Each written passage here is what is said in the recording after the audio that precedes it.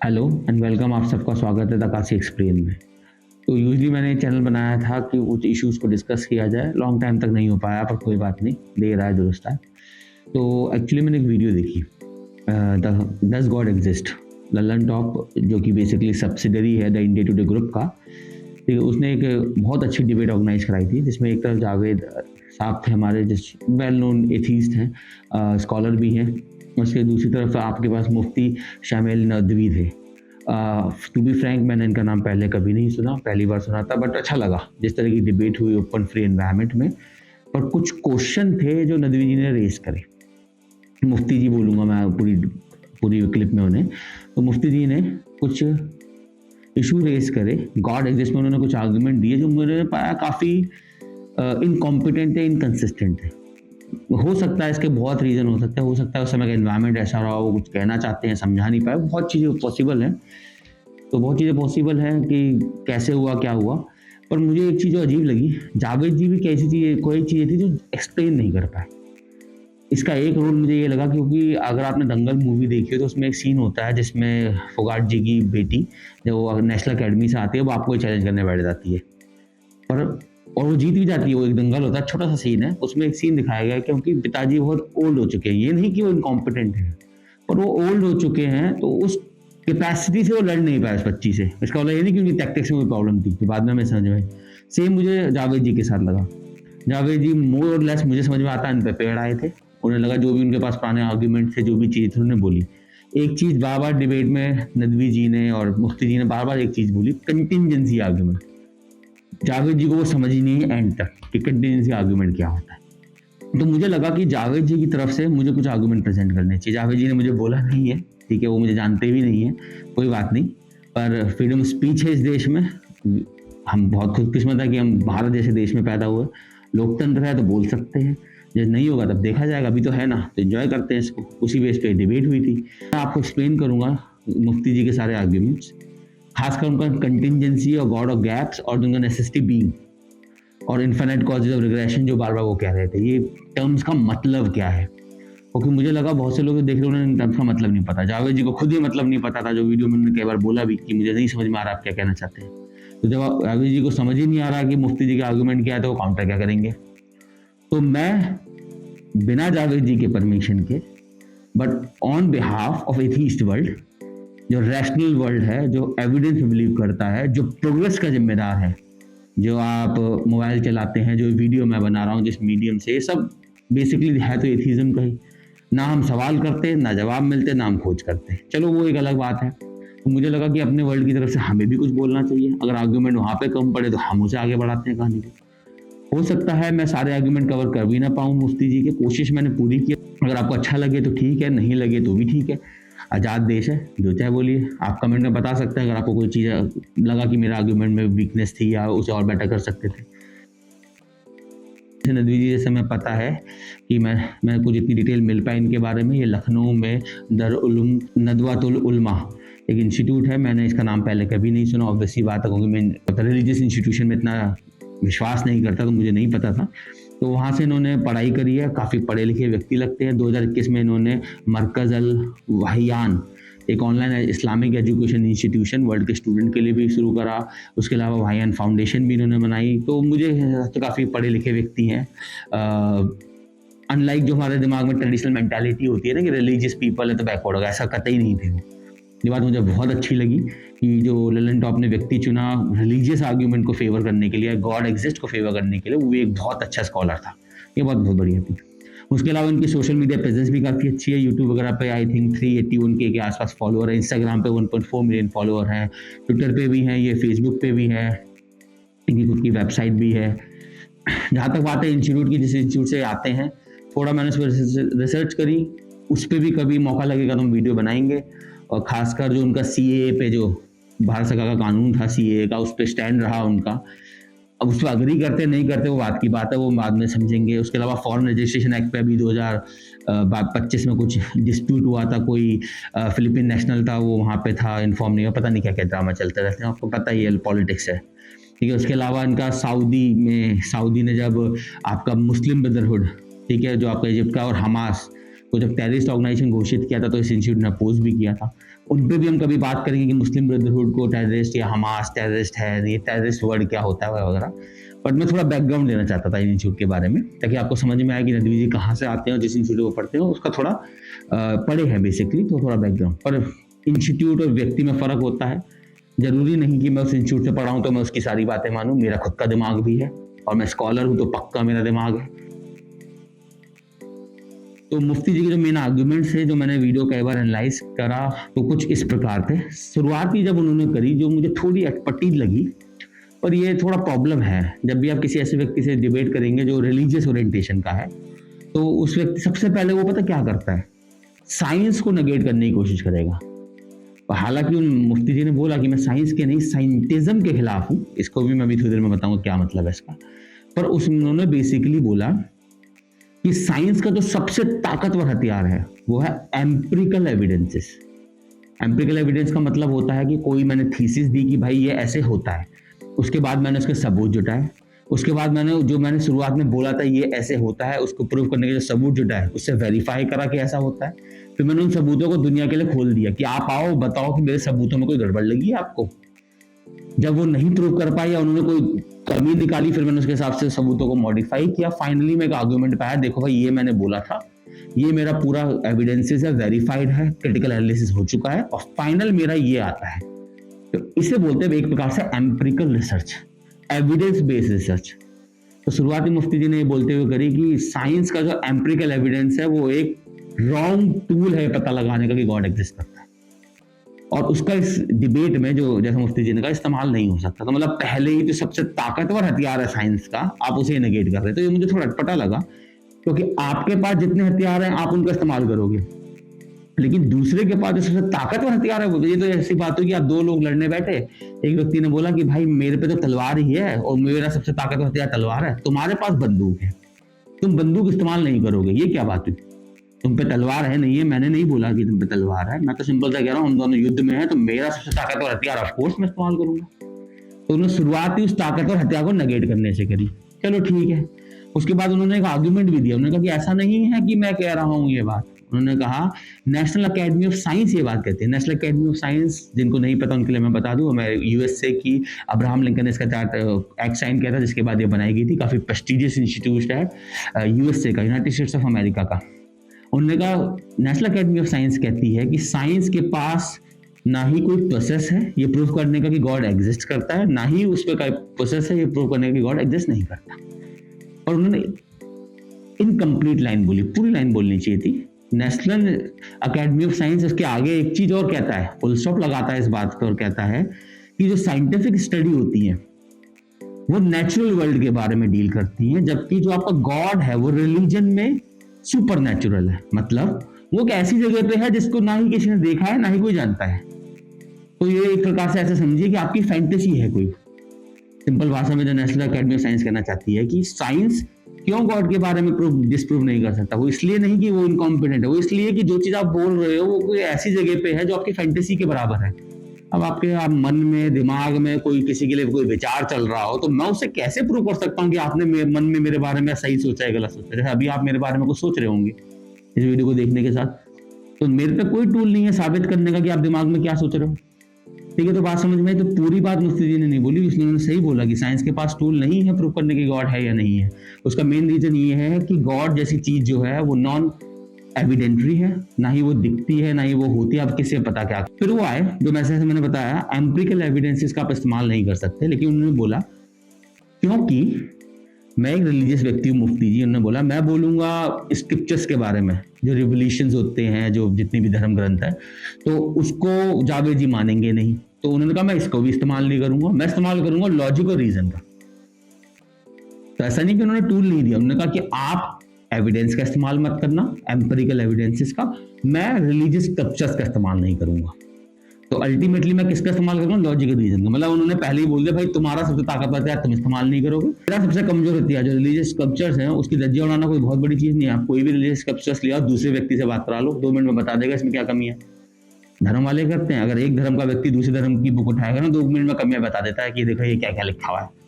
तो अपना सबसे कमजोर हथियार उन्होंने इस्तेमाल नहीं करा और दूसरे का सबसे ताकतवर हथियार उन्होंने इस्तेमाल करने की इजाजत नहीं दी। ऐसा उन्होंने बोला, बोलने से क्या। लॉजिक और रीजन की बात करी। चलिए ठीक है, हमें लॉजिक और रीजन को मान लेते हैं। इस बात को ध्यान रखना कि शुरुआत मुफ्ती जी ने बोल के की थी कि लॉजिक और रीजन का ही हम इस्तेमाल करेंगे गॉड को प्रूव और डिसप्रूव करने के लिए, और मैं आगे बताऊंगा कैसे उन्होंने खुद इस बात को छोड़ के एविडेंस वर्ड का इस्तेमाल करना शुरू किया। ठीक है, अब आते हैं लॉजिक और रीजन की कहानी पे। जैसा मैंने बताया, अब हम शुरू करते हैं उनके पहले आर्गुमेंट से, जो शुरुआत में बोला था कि हम इस्तेमाल करेंगे लॉजिक और रीजन का। अब देखिए प्रॉब्लम क्या है ना लॉजिक के साथ, लॉजिक गलत भी होता है। लॉजिक एक अच्छा टूल नहीं है। लॉजिक विदाउट एविडेंस स्टूपिडिटी बनता है। कैसे? और उन्होंने शुरुआत में क्या कहा, आप एविडेंस का इस्तेमाल नहीं करेंगे, सिर्फ लॉजिक रीजन का इस्तेमाल करेंगे, और मैं आपको अभी साबित करके दिखाता हूँ कि लॉजिक कैसे स्टूपिडिटी बनता है। जैसे एग्जांपल के तौर पे क्रिश्चियनिटी पर्टिकुलरली बिलीव करती थी, और कई सारे धर्म ग्रंथ है वो बिलीव करते हैं, पर क्रिश्चियनिटी की बात इसलिए कर रहे हैं क्योंकि इसका एक बहुत इंपॉर्टेंट एपिसोड हुआ था गैलीलियो वाला, उसके बारे में बात करनी पड़ेगी। क्रिश्चियनिटी बिलीव करती थी कि अर्थ सेंटर है इस यूनिवर्स का और बाकी सब अर्थ के चारों तरफ घूमता है। अब ऐसा क्यों?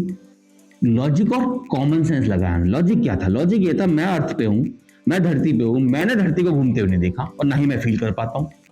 हाँ, मैंने सूरज को उगते हुए भी देखा, डूबते हुए भी देखा, मैंने चांद को उगते हुए भी देखा, डूबते हुए भी देखा, मैं स्टार्स को भी देखता हूँ रिलेटिवली मूव कर रहे हैं।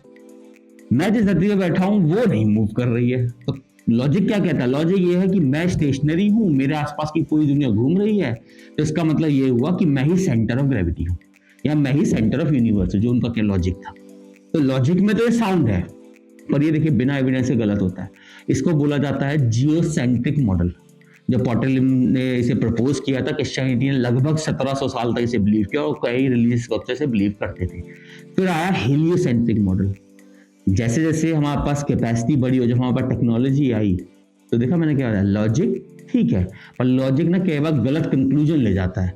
जब तक आप लॉजिक को एविडेंस के साथ ना जोड़ो, तब वो बनता है रैशनल आर्गुमेंट। जैसे एविडेंस क्या मिला, जो हेलियोसेंट्रिक मॉडल आया, जो स्टार्टिंग हुआ बेसिकली कैपेनिकस, उससे पहले आपका एरिस्टाइटस था। उन्होंने ग्रीक स्कॉलर्स हैं, उन्होंने प्रपोज किया कि भाई ऐसा नहीं है, एक्चुअली में क्या है, अर्थ भी घूमती है बाकी प्लैनेट्स की तरह सन के चारों तरफ। अब ये बात क्रिश्चियनिटी को कतई गवार नहीं कुछ। उन्होंने कहा ये क्या बोल रहे हैं बे, हमारा धर्म, हमारा जो रिलीजन है बेसिकली वो क्या मानता है कि हम सेंटर है, और ऐसा इसलिए मानता है क्योंकि क्रिश्चियनिटी मानती है कि God has created this world in his image. मतलब भगवान ने जो दुनिया बनाई है अपनी इमेज में बनाई है, और बेसिकली हर धर्म मानता है कि ह्यूमन जो है सेंटर है हर चीज का, ह्यूमन जो है उस इटर्नल बीइंग की ग्रेटेस्ट क्रिएशन है, तो हम ही सेंटर है हर चीज का। बेसिकली मोर और लेस सब रिलीजन यही मान के चलते हैं कि हम ही सेंटर है, हम पे सारे अत्याचार भी होंगे, अच्छे भी होंगे, और बाद में हमें ही जज किया जाएगा एक पॉइंट के बाद। एनीवे, अब उसके बाद हमारे पास जब ये हेलोसेंट्रिक मॉडल आया, आपको क्रिश्चियनिटी की बात करते ही पसंद नहीं आई, और हमें पता है गैलीलियो वाला फेज। गैलीलियो ने उस वक्त टेलीस्कोप आ गया था, गैलीलियो को फादर ऑफ मॉडर्न साइंसेस भी बोलते हैं। उनके पास टेलीस्कोप आ गया। देखिए टेलीस्कोप आने से क्या हुआ, अब हम चीजों को बेटर देख सकते थे। नेकेड आई से भी कई स्कॉलर ने चीजें बताई, पर टेलीस्कोप ने उस चीज को और बेटर कर दिया। टेलीस्कोप की मदद से उन्होंने देखा कि उन्होंने प्रूव करा कि ऐसा नहीं है, अर्थ भी बाकी प्लैनेट्स की तरह होती है और अर्थ सन के चारों तरफ घूमती है, और उसको हमें पता है, वो उन्होंने अपनी जिंदगी जेल में बिताई वगैरह वगैरह। तो ये है प्रॉब्लम। जब आप केवल लॉजिक की बात करते हैं, जो मुफ्ती जी कह रहे हैं कि आप एविडेंस का इस्तेमाल नहीं करेंगे, रैशनल एविडेंस का इस्तेमाल नहीं करेंगे, या एम्पिरिकल रिसर्च का इस्तेमाल नहीं करेंगे, जो स्टार्टिंग में उन्होंने बोला, तो ये एक प्रकार से वो लॉजिकल फैलेसी की तरफ चलेगा, क्योंकि लॉजिक जो है वो गलत भी ले जाता है। जब आप लॉजिक को एम्पिरिकल एविडेंस के साथ जोड़ देंगे, तब जो कंक्लूजन आएगा वो 99% करेक्ट होगा। देखो मैं 30 हूँ, तब भी मैं 99% बोल रहा हूँ, जबकि मैं 100% बोल सकता था। पर यही फर्क है हम में ना, हम क्लेम नहीं करते हैं चीजों को, हम ये कहते हैं अभी हमें नहीं पता, लेकिन एक ना एक दिन हम पता लगा के दिखाएंगे तुम्हें। हम बैठेंगे नहीं चुप जब तक हम साबित ना कर दे, बाकी लोगों की तरह नहीं जिनको सब पता है। ठीक है, चलिए एनीवे, तो पहला आर्गुमेंट हो गया जो मैंने साबित किया कि उनका जो टूल्स की जो बात कर रहे थे वो खुद ही टूल गलत इस्तेमाल कर रहे थे। अब आते हैं नेक्स्ट बात पे, बिलीव वर्सेस फेथ। अब एक सवाल उठा जावेद साहब की तरफ से, उन्होंने बोला कि भाई एक बिलीव होता है, एक फेथ होता है। फेथ एक ब्लाइंड ओबीडियंस है, बिलीव एक अलग चीज है। बिलीव में मैं चीजों को चेक करता हूँ, मुझे बिलीव है, जैसे उन्होंने एग्जांपल लिया, मुझे बिलीव है कि नॉर्थ पोल है, मैंने देखा नहीं है, पर मैं एविडेंस के बेसिस से मुझे पता है लोग हैं जो नॉर्थ पोल गए हैं, और मुझे ये भी पता है कि अर्थ राउंड है तो उसका कोई टॉप भी होगा, कोई एंड भी होगा। तो इस हिसाब से मुझे पता है कि ये कहानी है। पर थोड़ा मैं उसे एक्सपेंड करता हूँ एक्चुअली जावेद जी के आर्गुमेंट को। बिलीव ना दो प्रकार के होते हैं, एक होता है बिलीव विद एविडेंस, एक होता है बिलीव विदाउट एविडेंस। जैसे कि फॉर एग्जांपल मैं बच्चे होते हैं ना, कई बार वो फैंटेसी वर्ल्ड में जीते हैं। जब हम भी बच्चे थे हमारे भी बहुत से बिलीव रहे होंगे। जब हम बड़े हुए तो वो बिलीव धीरे-धीरे टूटे। क्योंकि जब हम बड़े हुए हमारी रैशनल फैकल्टी जो दिमाग नाम की चीज़ है वो बढ़ी। चीज़ों को हमने देखा, समझा कि हमने कहा नहीं यार जो बचपन में मानता था वो नहीं है। बहुत सी चीज़ें हम सोच सकते हैं। जैसे मान लो मैं सोचूँ मैं बचपन में था, मैंने स्पाइडरमैन की या सुपरमैन की मूवी देखी, तो मैं क्या करूँगा? मेरा बिलीव आ जाएगा विदाउट एविडेंस है कि कोई नहीं, चलो मैं भी मकड़ी से कटवा लेता हूँ और मैं भी फिर स्पाइडरमैन बन जाऊँगा। एक बिलीव है विदाउट एविडेंसेस। लेकिन जब मैं बड़ा हुआ तब मुझे पता लगा कि भाई मैं मकड़ी से कटवा लूँगा तो मैं बीमार ज़रूर पड़ जाऊँगा, बेशक मैं स्पाइडरमैन ना बनूँ। तो बिलीव, जब एविडेंस बिलीव के कॉन्ट्राडिक्टरी हुआ, बिलीव खत्म हो गया। तो यही बेसिकली रिचर्ड डॉकिंस का, जो मुफ्ती जी ने भी बोला था कि मैं समझ रहा हूँ जावेद जी आप कहाँ से कहना चाह रहे हैं। तो रिचर्ड डॉकिंस का बेसिकली आर्गुमेंट है, फेथ क्या होता है? वो बिलीव होता है, विश्वास है, लेकिन उसके पास कोई सबूत नहीं है उस विश्वास का। वो मानता है कि कोई एक इटर्नल क्रिएटर है, नेसेसरी बीइंग, जैसे मुफ्ती जी ने बोला, और वो ना ही साबित नहीं कर सकता कि वो नेसेसरी बीइंग है। अगर साबित कर देगा तो भाई कहानी खत्म होती है ना। अब आते हैं हम, जो मेन आर्गुमेंट था मुफ्ती जी ने, जो पूरी कहानी उनकी जो बेस थी, जिस पे बार बार उन्होंने जावेद जी को चैलेंज किया और बोला कि जावेद जी आप मेरी इस बात का जवाब नहीं दे रहे। और मैंने आपको शुरुआत में बताया जावेद जी इस बात को समझ भी नहीं पाए थे। ठीक है, उनके जो, इसलिए पता है हमेशा जब भी आप किसी से बात करें तो हम उन शब्दों का चयन करते हैं जो सामने वाला समझे। ये एक बेसिक रूल होता है पब्लिक स्पीकिंग का, कि आप उस लैंग्वेज में बोलेंगे सामने। जैसे फॉर एग्जांपल मैं अगर इंग्लिश में बोलने लग जाऊँ, आपको इंग्लिश जिंदगी में नहीं आती, आपको सिर्फ हिंदी समझ में आती है, तो मैं कितनी भी बड़ी बात कर रहा हूँ, आप ना ही उसे समझ पाओगे ना ही जवाब दे पाओगे। आपको लगेगा इंग्लिश में बोल रहा है, कुछ बढ़िया ही बोल रहा होगा। अब इमेजिन करो आपको इंग्लिश अच्छी तरह से आती है और मैं इंग्लिश में कोई आर्ग्यूमेंट दूंगा, तो आप तुरंत उसे समझ जाओगे, और अगर आपको उसमें कमी दिखी तुरंत उसका काउंटर भी कर लोगे।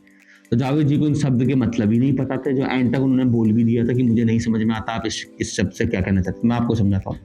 बेसिकली मुफ्ती जी ने बोला contingent, necessary being and infinite regress of causes. अब एक कंटिंजेंट क्या है? कंटिंजेंट बेसिक, और मैं आपको बताऊंगा ये सोर्स कहाँ से, मुफ्ती जी भी कोई अलग से ज्ञान नहीं लाए हैं, ये भी उन्होंने कहीं से उठाया। कैसे उठाया मैं बताता हूँ। तो कंटिंजेंट का मतलब ये होता है जैसे कोई भी चीज हो, जैसे ये मास्क में पहना हूं या ये वॉच हो गई मेरे हाथ में, ये सब चीजें क्या है? ये सब चीजें किसी ना किसी क्रिएटर पे डिपेंड करती हैं।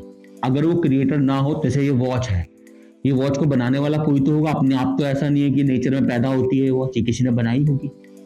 तो इसका मतलब ये कंटिंजेंट होगी, इसका अस्तित्व खुद में नहीं है, ये किसी न किसी पे निर्भर करता है अपना अस्तित्व बनाए रखने के लिए। ये होता है कंटिंजेंट। अब आता है नेसेसरी बीइंग। नेसेसरी बीइंग का मतलब होता है एक ऐसी रियलिटी या फिक्शन, मिथ, जो भी आप बोलना चाहें, जो किसी और चीज पे निर्भर ना करे। मुफ्ती जी के हिसाब से नेसेसरी बीइंग जो है वो गॉड है। अब एक इसमें एक डिलेमा भी आता है।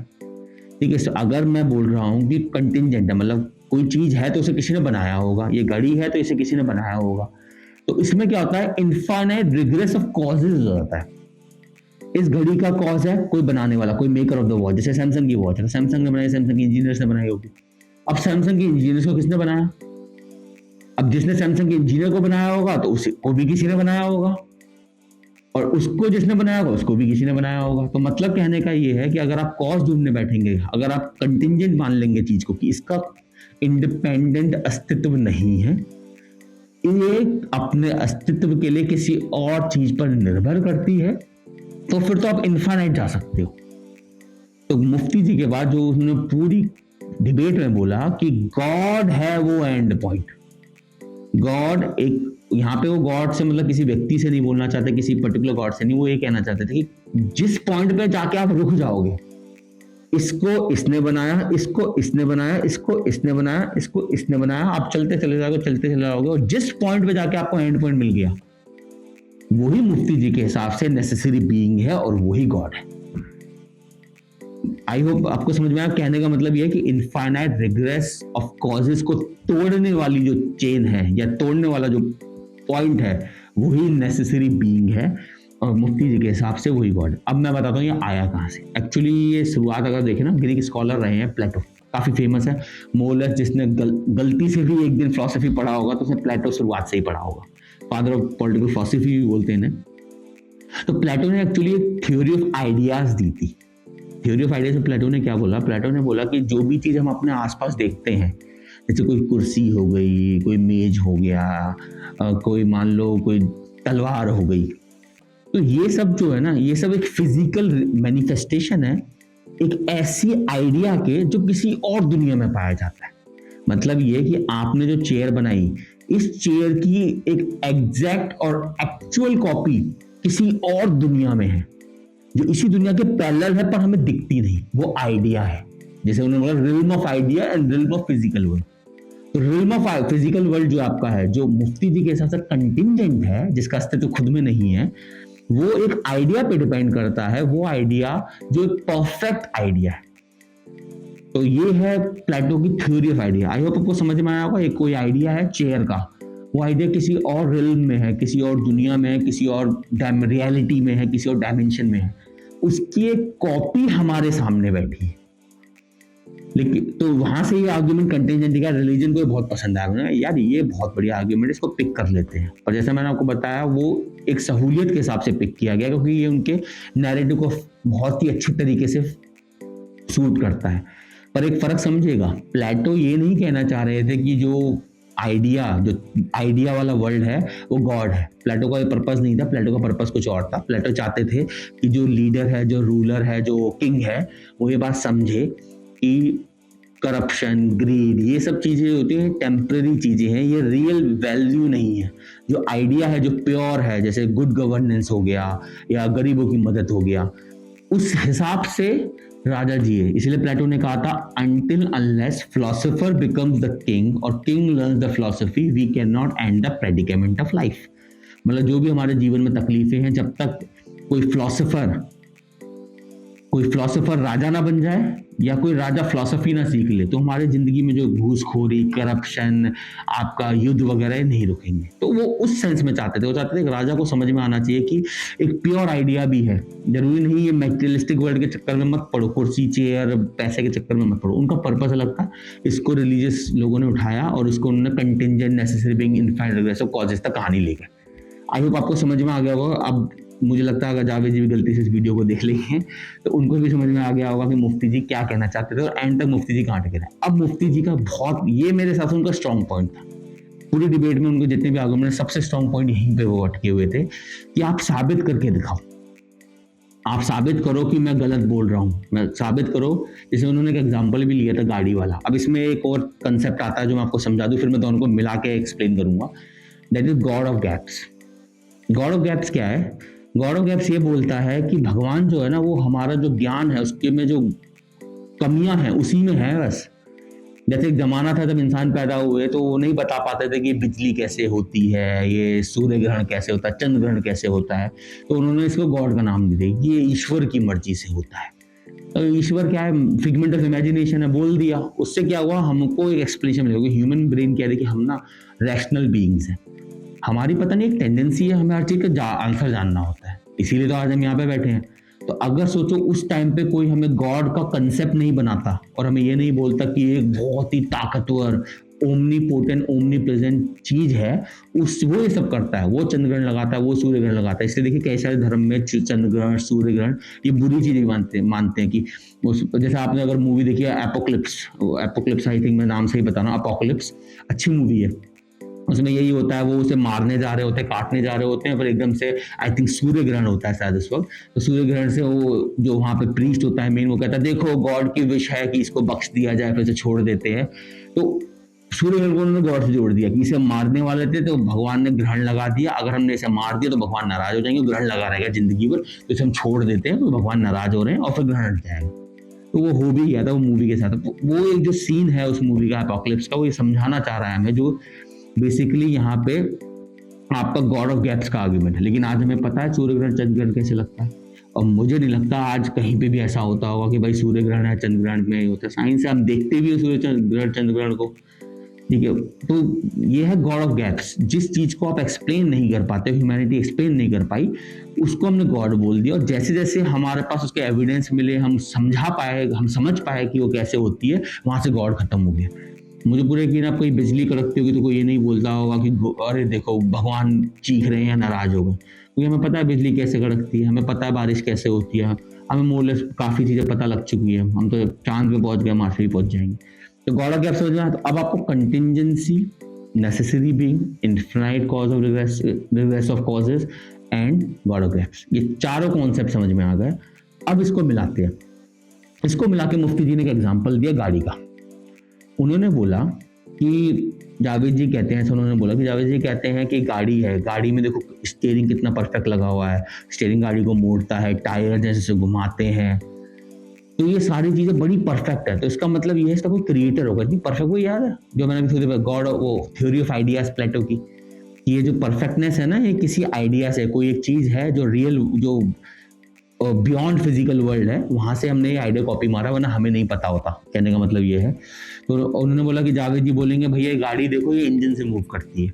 मैंने बोनेट खोला, अरे हाँ इंजन तो है। तो मुफ्ती जी के हिसाब से इससे क्वेश्चन बढ़ गया, घटा नहीं। अब तो मेरा क्वेश्चन और बढ़ गया, भाई इंजन से मूव करती है, मतलब मेरे और सवाल बन गए, भाई इंजन कैसे चल रहा है फिर, और इंजन में क्या चलता है। तो मतलब मेरा सवाल बढ़ता चला जाएगा, जितना आप मुझे एक्सप्लेन करते जाओगे, जो गैप है उसे आप जितना ज्ञान से भरोगे, मेरा सवाल उतना ही, और मेरा बिलीव गॉड में, नेसेसरी बीइंग में उतना ही स्ट्रांग हो जाएगा। क्योंकि वो गैप जिस चीज से आप भरोगे वो भी मुफ्ती जी के हिसाब से क्या होगी, कंटिंजेंट होगी। जैसे गाड़ी कंटिंजेंटी, मतलब गाड़ी क्या है, उसका खुद में अस्तित्व नहीं है, उसका अस्तित्व किसी के बनाने, किसी ने बनाया है उसे। उस गाड़ी में जैसे मैंने बोनट खोला, इंजन दिखा, अब मेरा सवाल और बढ़ गया, मेरा बिलीव और बढ़ गया, भाई इंजन है, गाड़ी चला रहा है, चलो एक मुझे मिल गया, लेकिन इंजन को भी फिर किसी ने बनाया होगा। अब यहाँ पे देखिए लॉजिकल फैलेसी उन्होंने क्या करी, एग्जाम्पल बड़ा गलत दिया। जावेद जी को काउंटर करना चाहिए था। तुम जो गाड़ी का एग्जाम्पल दे रहे हो ना, मैं नहीं बोलता कि गाड़ी गॉड क्रिएटेड है, क्योंकि वो ह्यूमन क्रिएटेड है। इस माइक में आप बात कर रहे थे वो भी ह्यूमन क्रिएटेड था, जिस रूम में आप बैठे थे वो भी ह्यूमन क्रिएटेड था, वो गॉड क्रिएटेड नहीं था।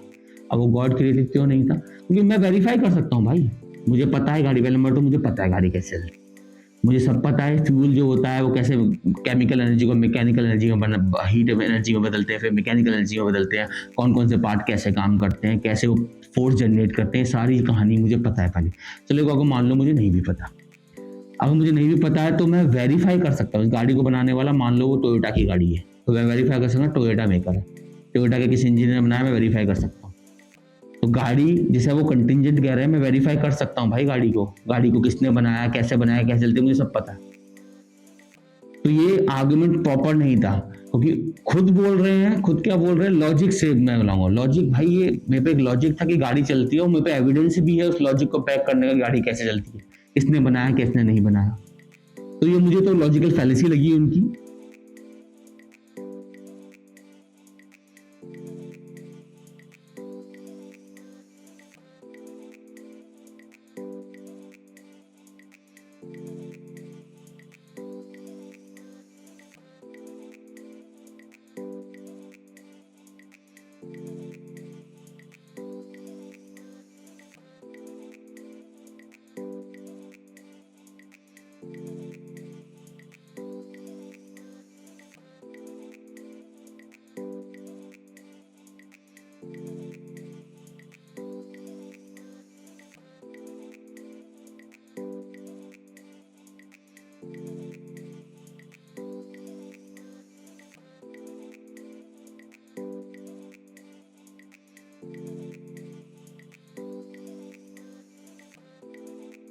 कंटिंजेंट आर्ग्यूमेंट खुद में है।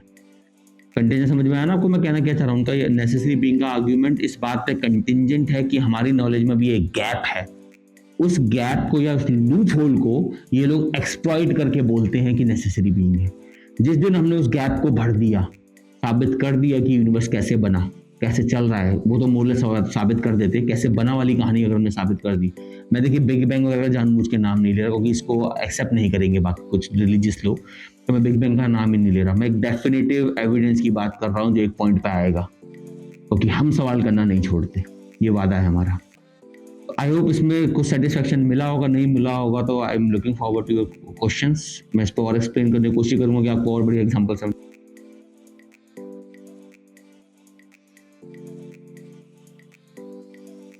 देखिए मोरालिटी और जस्टिस में जो न्याय, बेसिकली इंसाफ, जो भी आप कहना चाहें, उसमें मुफ्ती जी ने एक बात बोली, इंसाफ जो है ना वो ऑब्जेक्टिव है, सब्जेक्टिव नहीं।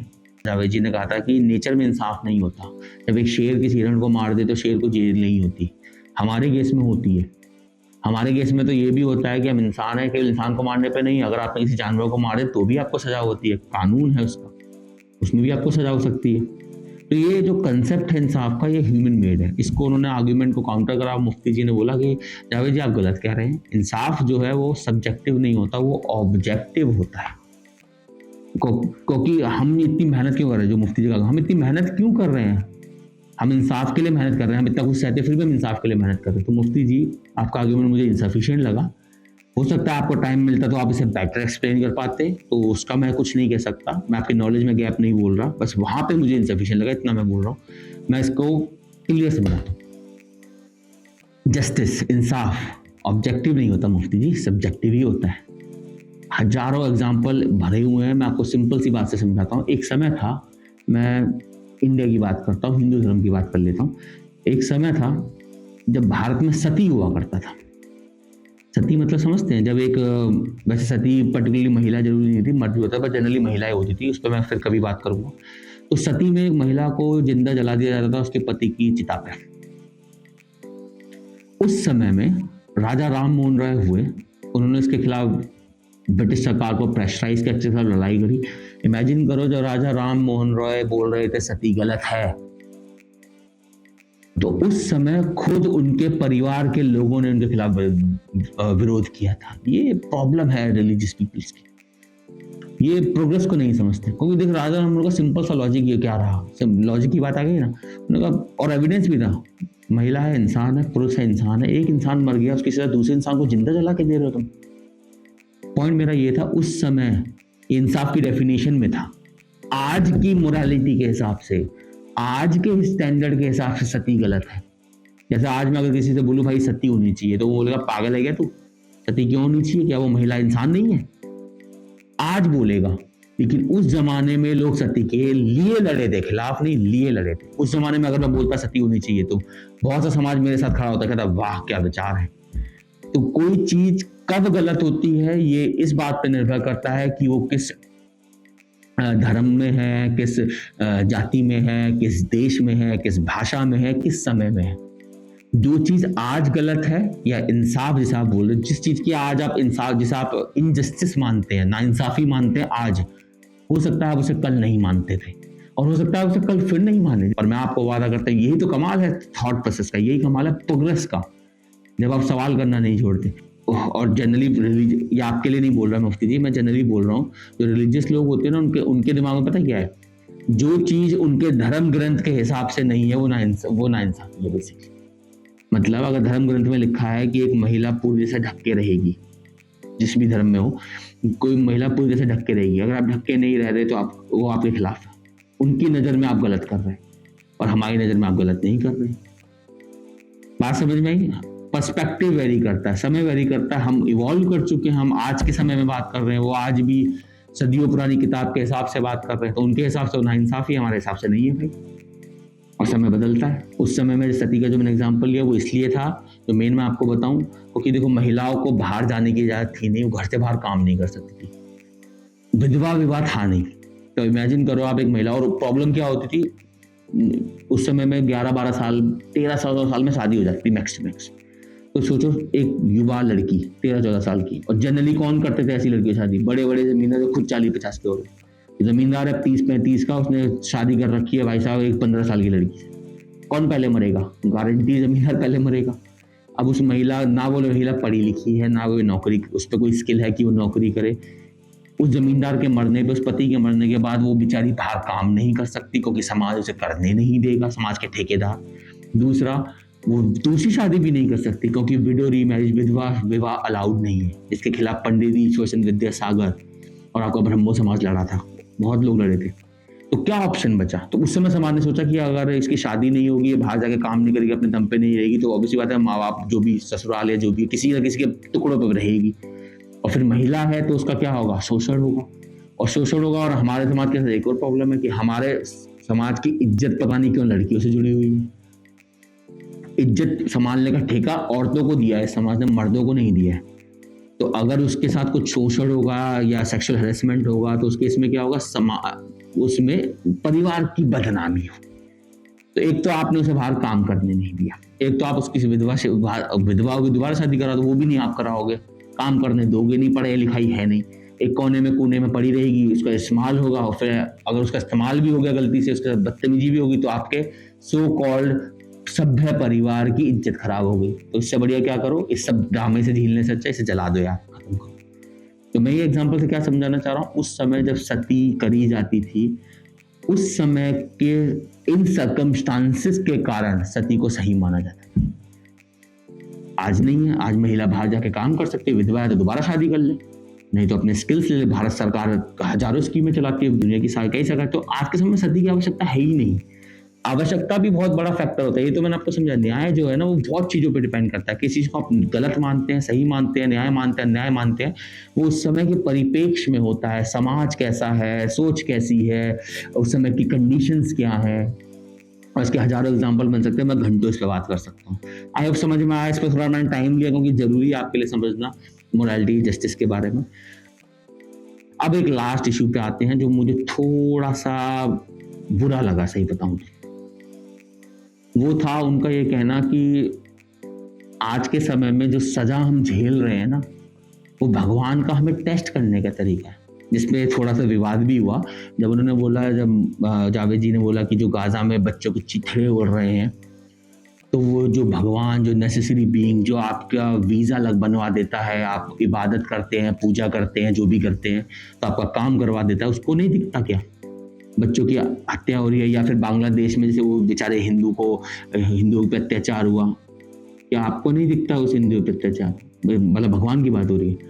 तो उसमें मुफ्ती जी ने जो आर्ग्यूमेंट दिया, मुझे पर्सनली थोड़ा बुरा लगा। हो सकता है मुफ्ती जी वो बात नहीं कहना चाह रहे हो, उस वक्त होता है कि आप बोल जाते हैं जो हमारा मन ना हो। उनका जो लॉजिक था वो ये था कि जो उनके साथ हो रहा है वो जघन्य है। उन्होंने सपोर्ट नहीं किया, उन्होंने कहा जो उनके साथ हो रहा है वो बहुत ही बुरा हो रहा है, पर इसका उन्हें रिवॉर्ड मिलेगा एक पॉइंट पे जाके। कब मिलेगा? ऑब्वियसली बात है, जो मर गए हैं ये जो इजराइली हैं, जो यहूदी हैं, उनको इसकी सजा मिलेगी कि उन्होंने उन बच्चों को मारा। जब जजमेंट डे बैठेगा और जो बच्चे मरे हैं उस जुल्म के कारण, उनको जन्नत मिलेगी। उन्होंने बोला नहीं, पर उनका आर्ग्यूमेंट यहीं पे आके खत्म होता है। ये मुझे थोड़ा पर्सनली बुरा लगा, क्योंकि यही आर्ग्यूमेंट ना, चलो छोड़ो, मैं उससे बोल सकता हूँ कुछ चीज़ें, पर ठीक है, नहीं पसंद आएंगी। पर मैं इसको दूसरी तरफ से मैं एक बात बता देता हूँ, और इस पर जावेद जी ने बोला भी था कि आपका ये आर्ग्यूमेंट इजराइल को बड़ा पसंद आएगा। वो कहेगा यार मैं तुम्हें मार थोड़ी ना रहा हूँ, मैं तुम्हें मोक्ष दे रहा हूँ। जब जजमेंट डे आएगा ना, तब जो विधाता, गॉड, अल्लाह जी, भगवान, जो भी आप बोलना चाहे, वो बैठेगा जजमेंट डे पे, और तब वो मुझे सजा दे देगा। क्या प्रॉब्लम है? आप तो बढ़िया हो, मस्त तो मरो, क्या प्रॉब्लम है? आपके छितरे उड़ा रहा हूँ, कोई प्रॉब्लम नहीं है, क्योंकि आप, गॉड आपको जज कर रहा है ईविल डे के, ताकि आपको उसका एहसास बना रहे। इस पर बस मैं इतना ही कहना चाहूँगा, जिसमें विकास दुबे कीर्ति है, मैंने काफ़ी पढ़ा भी है उनको। तो विकास दुबे कीर्ति ने एक अच्छी बात बोली थी कि भगवान है या नहीं है मुझे नहीं पता, है तो है, नहीं है तो नहीं है। अगर, पर मैं नहीं मानता, दुबे कीर्ति ने कहा मैं नहीं मानता भगवान में, पर मैं इतना जरूर मानता हूँ कि जब अगर वो होगा भी, तो जब मैं उसके पास जाऊँगा तो वो मेरे को सिर्फ इसलिए सज़ा नहीं देगा क्योंकि मैंने उस पर विश्वास नहीं करा। वो तार्किक तो होगा, उसमें समझ तो होगी। वो ये देखेगा कि मैंने जो जिंदगी बिताई इस धरती पे, वो अच्छी बिताई या बुरी बिताई, मैंने अच्छे काम किए, बुरे काम किए, उसके बेस पे उसे सज़ा देनी चाहिए। अगर उसने मुझे इस बेस पे सज़ा नहीं दी या रिवॉर्ड नहीं दिया, और मुझे सज़ा सिर्फ इसलिए दे दी क्योंकि मैं उस पर विश्वास नहीं करता था, तो ऐसे भगवान का मैं विश्वास कभी करूँगा भी नहीं। तो बात समझ में आई। मेरा भी मानना यही है कि नेसेसरी बीइंग का आर्ग्यूमेंट एक ना एक दिन हम लोग फिनिश कर देंगे, टाइम लगेगा, पर जब तक ये आर्ग्यूमेंट फिनिश नहीं होता, तब तक मैं एक ही बात कहना चाहूँगा, भगवान है या नहीं है मैं क्लियरली नहीं कहूँगा, पर मैं इतना कह सकता हूँ कि वो ओमनीपोटेंट, ओमनी प्रेजेंट, बुरा नहीं होगा। वो अपने यतीम बच्चों को, अपने बच्चों को मरने नहीं देगा अगर वो होगा, सिर्फ इसलिए क्योंकि उसे उन्हें जज करना है। ऐसा नेसेसरी बीइंग मेरे हिसाब से बेकार है। बाकी आपकी क्या राय है वो आप देख सकते हैं, और ठीक है, देखते हैं। ठीक है, क्लियर है। तो मैंने कुछ चीज़ों को समझाने की कोशिश करी, एक्सप्लेन करने की कोशिश करी। हो सकता है मैं एक आध पॉइंट मिस कर गया हूँगा मुफ्ती जी के, जावेद जी के, तो आप मुझे कमेंट सेक्शन में बता सकते हैं। अगर आपको इस पे कुछ और क्लैरिटी चाहिए हो किसी पॉइंट पे कि मैं कहना क्या चाहता था, मैं उस पर डिटेल वीडियो फिर बना सकता हूँ, जैसा भी आप बताइएगा। ठीक है, तो फिर मिलते हैं फिर किसी और वीडियो के साथ, किसी और एनालिसिस के साथ, किसी ऐसे टॉपिक पे जिससे आपका मेरा सरोकार हो, हमारी ज़िंदगी में बेहतरी है, इससे बढ़िया क्या ही हो सकता है। चलिए, नमस्कार।